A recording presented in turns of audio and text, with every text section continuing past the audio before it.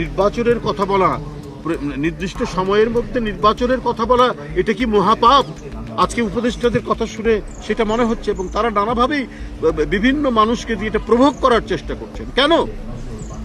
আজকে কি বলে যে পরিবেশ উপদেষ্টা, তার দায়িত্ব তো মানে পরিবেশকে সুরক্ষা করা এবং পরিবেশের উন্নয়ন। উনি যতদিনই সময় পান, আজকে বুড়িগঙ্গা কেন ড্রেন, আজকে শীতলক্ষা কেন ড্রেন, আজকে আমরা মানে বিষাক্ত নিঃশ্বাস কেন নিতে হচ্ছে?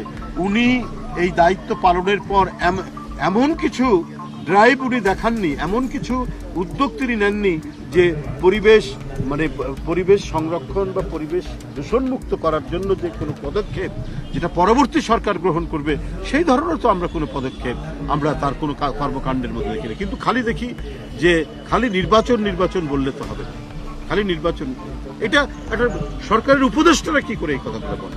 তাতেই মনে হচ্ছে যে তারা অর্পিত দায়িত্ব তাদের যেটি, সেটা বাদ দিয়ে তারা যদি অন্য কোনো গভীর এজেন্ডা নিয়ে তারা কাজ করেন, তাহলে তো জনগণ সেটাকে কখনোই মেনে। এবং সংগ্রামকে এগিয়ে নেওয়ার জন্য নজরুলের গান, কবিতা, লেখা, প্রবন্ধ আমাদেরকে উদ্বুদ্ধ করে যাবে, আজীবন উদ্বুদ্ধ করে যাবে।